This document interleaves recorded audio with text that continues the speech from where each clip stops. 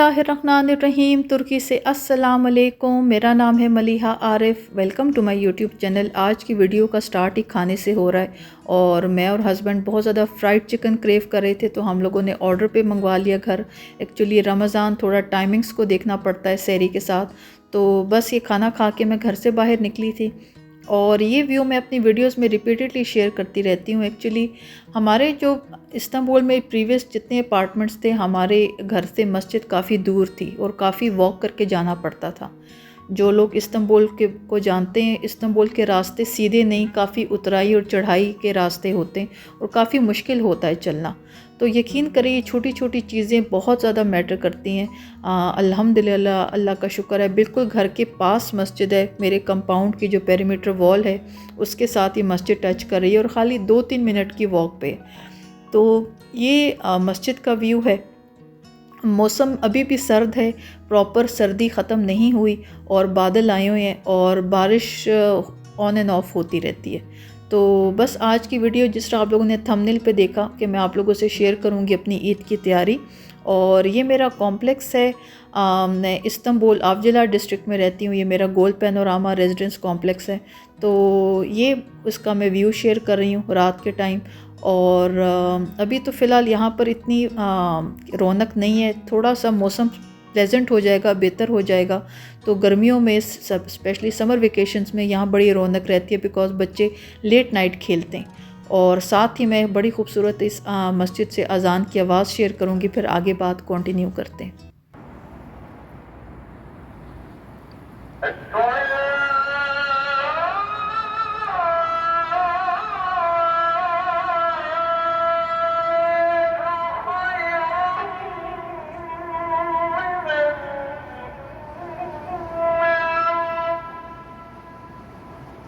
मेरी तरफ बस ये है कि रमज़ान इस दफ़ा पहली दफ़ा फॉर द फर्स्ट टाइम ऐसा लगा कि हर किसी के मुंह से सुन रहे हैं कि इस दफ़ा तो रमज़ान का पता ही नहीं चला कब शुरू हुआ और कब ख़त्म हुआ। और मेरे दिमाग में यही बात आ रही थी कि वाकई वो कहते हैं वक्त से बरकत उठ जाना, तो पता ही नहीं चलेगा कि कब साल महीनों के बराबर, महीनों हफ्ते और हफ्ते दिन के बराबर हो जाएंगे।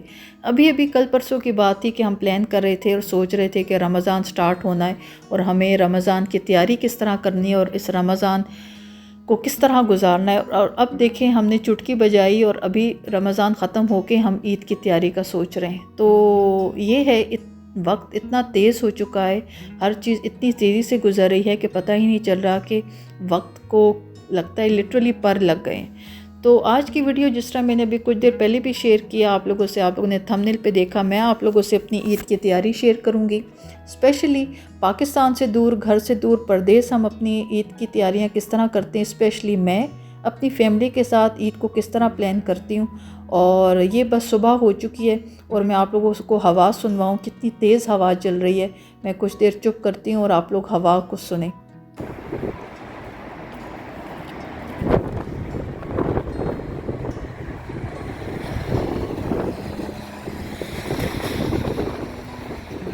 बहुत तेज़ ठंडी हवा चल रही है। हवा में अभी भी सर्दी है और क्लाउडी वेदर है और बारिश ऑन एंड ऑफ हो रही है। एक्चुअली मेरा सबसे पहले अब एजेंडा ये है कि दिन कम रह गए हैं, मुझे सबसे पहले बच्चों का हेयर कट करवाना है। और हेयर कट ये है कि तीनों का करवाना है।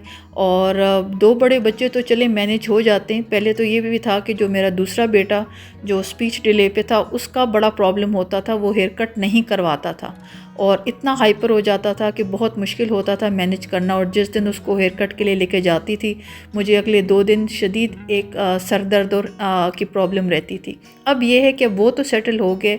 अब जो सबसे ये छोटा बेटा है मेरा 4 साल का फ़ाते, इसका मैं घर में ख़ुद हेयर कट करती थी।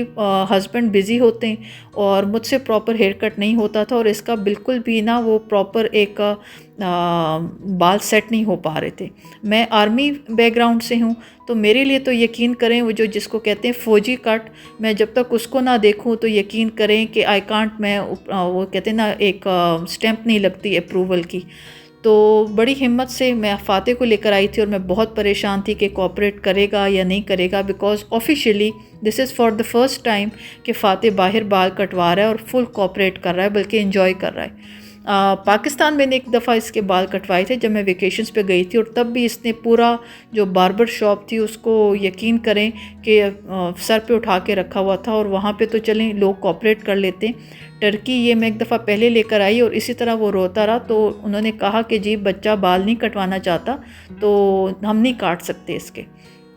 फिर मैं घर ही इसके काटती थी, पर घर प्रॉपर नहीं कट सकते, ना मुझे आते हैं। तो अल्हम्दुलिल्लाह अल्लाह का शुक्र है, ये 2 बड़े बच्चे बाल कटवा के बैठ गए, ये वेट कर रहे हैं और फ़ाते के रह गए। और यकीन करें ये सबसे बड़ा एक इम्पॉर्टेंट काम था ईद की तैयारी का।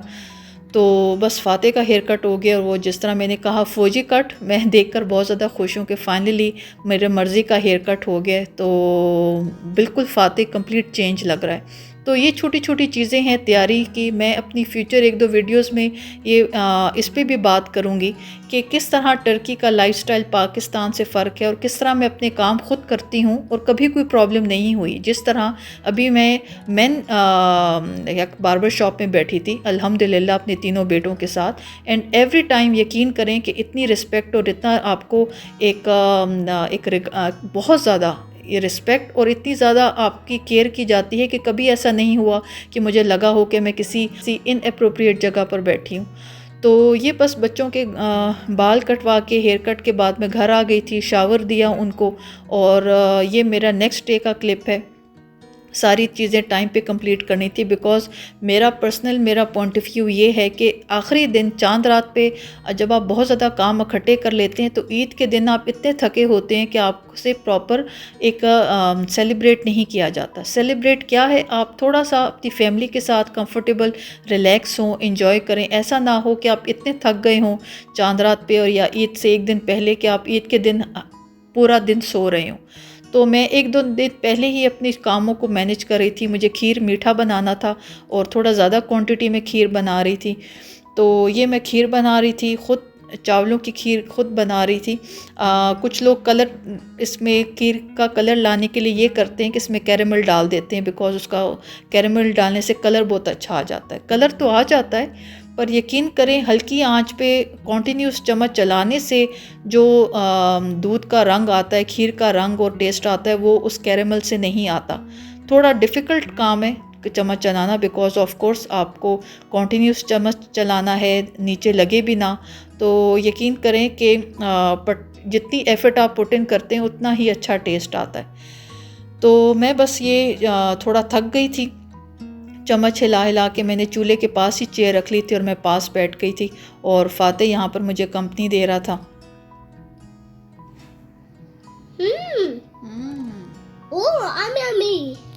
Yummy yummy.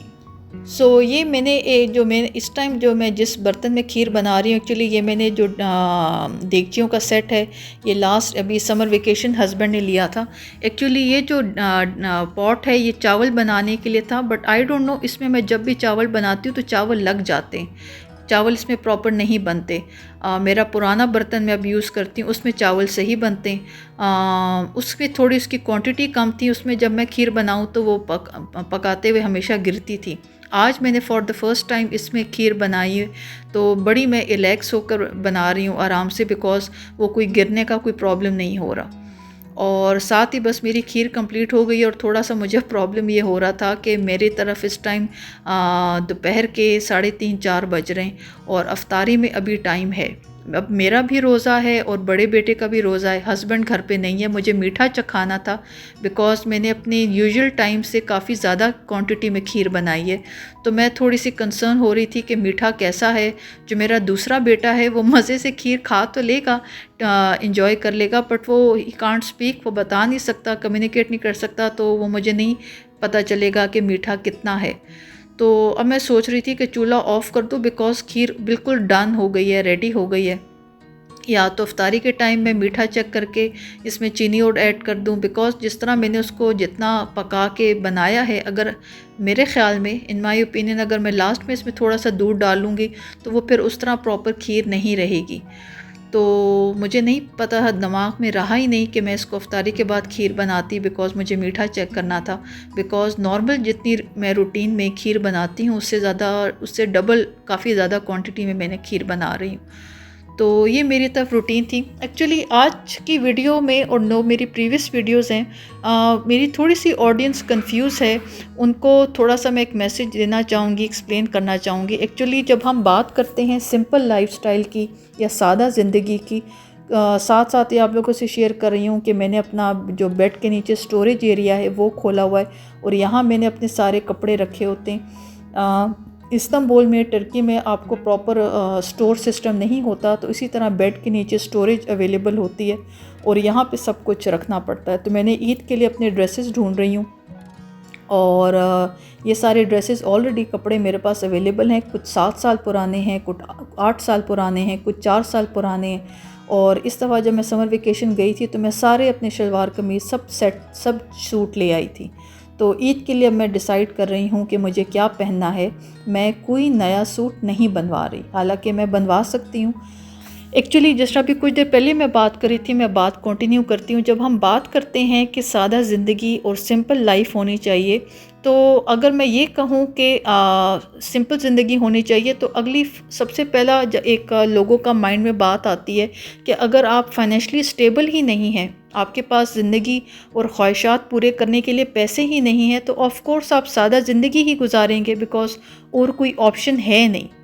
आजकल सोशल मीडिया पर और हर तरफ जो एक दौड़ लगी हुई है अच्छी ज़िंदगी और महंगी ज़िंदगी गुजारने की, मैं इस चीज़ को तोड़ना, इस चीज़ को ख़त्म करने की कोशिश कर रही हूँ। अपनी यूट्यूब वीडियोस के थ्रू अपना ये मैसेज देना चाहती हूँ और ये समझाना चाहती हूँ अपनी ऑडियंस को कि मेरी तरह अगर आप में से कोई और भी फाइनेंशियली स्टेबल है, अल्हम्दुलिल्लाह अल्लाह ताला ने आप पर इतना करम और फजल किया है कि आपको कोई फाइनेंशियल प्रॉब्लम नहीं है और आप स्टिल प्रेफर करते हैं कि आपकी ज़िंदगी और आपकी ज़िंदगी का हर दिन, हर इवेंट सादा हो, सिंपल हो, तो यकीन करें आप बहुत ही खुशकिस्मत हैं। बिकॉज़ अपनी लाइफ में और अपनी पर्सनैलिटी में आजी लाना, एक हम्बलनेस लाना, ये बहुत ज़्यादा ज़रूरी है। इस पे वर्किंग करने की बहुत ज़्यादा ज़रूरत है। तो मैं अपनी वीडियोस के थ्रू ये मैसेज देना चाह रही हूँ कि आप में से कितने लोग अपनी ईद के ड्रेसेस के लिए परेशान हो रहे होते हैं कि अच्छा ड्रेस नहीं लिया, नया ड्रेस नहीं लिया तो क्या होगा। मैं आप लोगों से ये शेयर कर रही हूँ कि अल्हम्दुलिल्लाह, अल्लाह का शुक्र है, मैं फाइनेंशियली स्टेबल हूँ। मैं अपने आप लोगों को वॉलेट दिखाऊँ, पैसे दिखाकर, अपनी बैंक स्टेटमेंट्स दिखाऊँ, अपना बैंक कार्ड दिखाऊँ, मुझे कोई फाइनेंशियल प्रॉब्लम नहीं है। मैं एक नहीं, मैं 5 सूट ले सकती हूँ, बट मैं नहीं लेना चाहती बिकॉज़ ये मेरी प्रायोरिटी नहीं है। सो ये बात बताना चाहती हूँ कि अगर आप में से कोई ये सोचता है कि लाइफ ये है कि हम लोगों ने अपनी ज़िंदगी को इस तरह से मटेरियलिस्टिक और चीज़ों से साथ अपनी खुशी को जोड़ना है, तो अपनी ज़िंदगी को थोड़ी बदलने की कोशिश करें। और ये बहुत ही ज़्यादा ज़रूरी है। इस पे हम लोगों का प्रॉब्लम ये है, हम मुसलमान होते हुए हम ये कहते हैं, हम कहते हैं ना, मैं वर्ड यूज़ करूँ, हम बड़े क्लेवर हैं, हम बड़े चालाक हैं, हम वही चीज़ पे करते हैं जो हमारे दिल को खुश करती है। एक तरफ हमारा मज़हब इस्लाम हमें ये हुक्म देता है कि सादा ज़िंदगी गुजारो, नुमाइश ना करो अपनी ज़िंदगी, अपनी खुशियों की, और पर्दे में सुकून से, आजिज़ी से सिंपल ज़िंदगी गुजारो। हम इस इस्लाम के अपने सबक को समझने को तैयार नहीं है, राज़ी नहीं है। पर यह सबक हमें बिल्कुल याद है कि अल्लाह ताला ने कहा है और इस्लाम ने कहा है और हमारा मज़हब कहता है कि जब कोई ऐसा त्यौहार आए तो नया जोड़ा पहनो, नया सूट पहनो, बिकॉज़ ये एक खुशी का दिन है। ये कहीं पे भी ज़रूरी नहीं है, कहीं पे भी एक कहीं फ़र्ज़ नहीं है कि आपने इस तरह का कोई इवेंट आए तो आपने ज़रूर कोई नई चीज़ ख़रीदनी है। देखें, मैं अपना पुराना सूट पहन रही हूँ और यकीन करें वो 6-7 साल पुराना है। इस्तांबुल शिफ्ट होने से पहले एक फैमिली फ्रेंड्स थे, उन्होंने ये सूट मुझे गिफ्ट दिया था। मैं ईद के दिन आप लोगों के साथ शेयर करूंगी और मैं वो सूट पहनूंगी और यकीन करें मुझे ऑक्सीजन आ रही होगी, मेरी तबीयत ख़राब नहीं होगी, मुझे कोई प्रॉब्लम नहीं होगी। सो थोड़ा सा चीज़ों की, लाइफ की प्रायोरिटीज़ को समझने की बहुत ही ज़्यादा ज़रूरत है। इस टाइम मेरी तरफ अफ्तारी हो चुकी है, अजान हो गई है। दूसरा जो मेरा बेटा है उसको मैंने पिज़्ज़ा बेक कर दिया था, उसका पिज़्ज़ा खाने को दिल चाह रहा था और मेरा दिल था मैं सिर्फ खजूर और पानी के साथ अफ्तारी करूं। और यकीन करें, खजूर और पानी के साथ मेरी ज़बरदस्त अफ्तारी रही। साथ में मैंने एक केला ले लिया था और अल्हम्दुलिल्लाह, अल्लाह का शुक्र है, मेरा टमी फुल है। अब इस अफ्तारी या इस खाने की बात को ही ले लेते हैं। आपने इस रमज़ान यूट्यूबर्स को हर तरफ देखा, किसी ने अफ्तारी दावत की, किसी ने दावत बनाई, किसी ने दावत की टेबल सजाई, किसी ने दावत के खाने बनाए। मैं दो छोटे छोटे क्लिप्स आप लोग के साथ शेयर कर रही हूँ। रमज़ान जहाँ मेरी दावत हुई और जो एक अरेंजमेंट था खाने का, मैं चाहती तो मैं इस दावत की प्रॉपर वीडियो बनाकर आप लोग के साथ शेयर कर सकती थी, पर ज़रूरी नहीं है कि हर आस्पेक्ट शेयर किया जाए, ख़ास तौर पर वो आस्पेक्ट जो क्या पता किसी के लिए बड़ी तकलीफ़ का सबब बने। हर कोई इतना फाइनेंशियली स्टेबल नहीं होता। मुझे उन लोगों की आवाज़ बनना है, उन लोगों को सपोर्ट करने की कोशिश कर रही हूँ जो फाइनेंशियली स्टेबल नहीं है, और उनके दिल में भी एक ख्वाहिश होती होगी कि काश हम भी ऐसी दावत कर सकें या हम भी ऐसा खाना खा सकें। मैं अपनी वीडियोस के थ्रू ये मैसेज नहीं देना चाहती कि मैं इस दावत पे गई, ये इतनी टेबल सजी हुई थी इतने खानों से और मैंने ये खाना खाया। हर चीज़ हर बात बताने वाली नहीं होती। तो मैं दो सिर्फ क्लिप्स छोटे छोटे शेयर कर रही हूँ। रमज़ान दावत रही, बड़ा अच्छा टाइम गुजरा, बट मैंने अपनी यूट्यूब वीडियोस में इसकी प्रॉपर वीडियो नहीं बनाई। मैं नहीं बनाना चाहती। मैंने कहा ये हमारा अपना ख़ुद का डिसीजन है कि हम अपनी बात को किस तरह लेकर चलना चाहते हैं, हम अपनी लाइफ में किन किन चीज़ों को प्रायोरिटी देते हैं। मेरे लिए ये प्रायोरिटी नहीं है कि मैं अपने यूट्यूब वीडियोस में ये मैसेज दूं कि मुझे इतनी दावतें मिली, मैं इतनी दावतों पे गई और मैंने ये खाना खाया। ये बड़ी छोटी बात है। हम खाने गिनवा गिनवा कर थक चुके हैं, पर अभी तक हमारा सबका पेट नहीं भरा, हमारा वाकई में पेट नहीं भरा। एक्चुअली हम लोग चीज़ों की, लाइफ की डिटेल्स को समझने की कोशिश ही नहीं कर रहे। हम अपने नफ्स को, अपनी ख्वाहिशात को जितना फ्यूल कर रहे हैं, जितना उनको भरने की कोशिश कर रहे हैं, वो इतनी ही बड़ी होती जा रही हैं। उतनी ही हाथी का एक, वो कहते हैं ना, एक अजदहा जैसी एक उसकी एक शेप आती जा रही है। हमारी ना ख़त्म होने वाली ख्वाहिशात, हमारी ना ख़त्म होने वाली डिज़ायर्स ख़त्म होने का नाम ही नहीं ले रही। तो मैं अपनी यूट्यूब वीडियोस के थ्रू अपनी वीडियोस के थ्रू ये मैसेज आप लोग को देना चाह रही हूँ कि ज़रूरी नहीं कि सिंपल और सादा ज़िंदगी वही लोग गुजारे जिनके पास पैसा ना हो या जिनके पास कोई फाइनेंशियल प्रॉब्लम हो। मैं आप लोगों को, उन सारी फैमिलीज़ को, उन सारी ख़वातीन को ये कॉन्फिडेंस देने की कोशिश कर रही हूँ कि मुझे देखें, मैं फाइनेंशियली स्टेबल हूँ, इस्तांबुल में रहती हूँ, मेरे पास कोई फाइनेंशियल प्रॉब्लम नहीं है, बट स्टिल मैं अपनी ईद पर अपना पुराना जोड़ा पहनूँगी, पुराना सूट पहनूँगी जो 1, 2, 3 साल नहीं 7 साल पुराना सूट है, और मुझे कोई प्रॉब्लम नहीं है। मैं आप लोगों के साथ ईद पर पिक्चर्स शेयर करूंगी। सो आप में से कोई, अगर कोई मेरी ऑडियंस में कोई खातून इसी तरह कोई चांद रात का टाइम है या ईद से 2 दिन या 3 दिन पहले का टाइम है और आपके पास आपका ईद का सूट रेडी नहीं है, तो प्लीज़ खुदारा परेशान ना हो। ये कोई परेशानी की बात नहीं है कि आपके पास ईद का नया सूट नहीं है। हम ख़वातीन, हमारी अलमारियाँ भरी होती हैं सूटों से। मेन चीज़ ये मैटर करती है कि आप अपने ख़ुद के अंदर कितने मुकम्मल और मुतमईन हैं। आप इस बात पर शुक्र अदा करें कि आपने इतना खूबसूरत और अच्छा रमज़ान गुजारा और अपनी सारी दिल की ख्वाहिशात और दुआएं अल्लाह ताला से मांगी। उसकी खुशी आपके चेहरे पर होनी चाहिए, रादर इसके कि ये इंजॉय किया जाए कि मैंने नया सूट पहना है। तो ये छोटी छोटी डिटेल्स हैं, इनको समझने की बहुत ज़्यादा ज़रूरत है। और मैं अपनी रमज़ान में थोड़ा मैं बिज़ी थी, बिकॉज़ मैं इस महीने चाहती थी कि मैं इस महीने पे फ़ोकस करूं। रमज़ान के बाद मैं एक आप लोगों के साथ 1-2 और डिफरेंट टॉपिक्स पे बात करूंगी और इस टॉपिक को मैं लेकर चलूँगी। मैं चाहती हूँ कि मैं इस टॉपिक पे बात करूँ और अपने जिस हद तक मैं आसान लफ्ज़ों में अपनी ऑडियंस को समझा सकूँ, मैं कोशिश करूँगी। मैं अपनी आज की वीडियो यहाँ पे इस पॉइंट पर एंड करती हूँ। मैंने अपनी अफ्तारी कर ली खजूर पानी के साथ। बेटे ने अपना पिज़्ज़ा खाने के बाद वो अपनी नमाज़ पढ़ रहा है, और अल्हम्दुलिल्लाह, शुक्र अल्हम्दुलिल्लाह इस ज़िंदगी का। अल्लाह ताला ने बहुत करम किया है, और हम, मुझ पर नहीं, आप सब पर। मैं अपनी रमज़ान के बाद अपनी लाइफ शेयर करूँगी, अपनी प्रॉब्लम शेयर करूँगी। एक्चुअली हम दूर से बैठ के देखते हैं कि हर किसी की लाइफ परफेक्ट है, ऐसा नहीं होता। हर किसी की लाइफ का एक मिसिंग पज़ल होता है। बात सिर्फ समझने की ये है कि वो मिसिंग पज़ल या तकलीफ़ या दुख, चाहे वो आपकी ज़िंदगी का है, वो मेरी ज़िंदगी का है या किसी भी ज़िंदगी का है, हम उसको अपनी ज़िंदगी का दुख ना बना लें, उसको एक कहते हैं ना, एक दर्द ना बना लें। हर लम्हे को एंजॉय करें, अल्लाह ताला का शुक्र अदा करें। अल्लाह ताला ने हमें बेशुमार बेइंतहा नवाजा है। तो रमज़ान के बाद आगे फ्यूचर वीडियोस में इस टॉपिक पे डिटेल बात होगी। मैं अपनी आज की वीडियो यहाँ पे इस पॉइंट पर एंड करती हूँ। मेरी वीडियो आप लोगों को पसंद आई हो, please don't forget to give the thumbs up, do subscribe my channel and share my content with your friends and family. Thank you so much for watching. See you all in my next video. अल्लाह हाफिज़।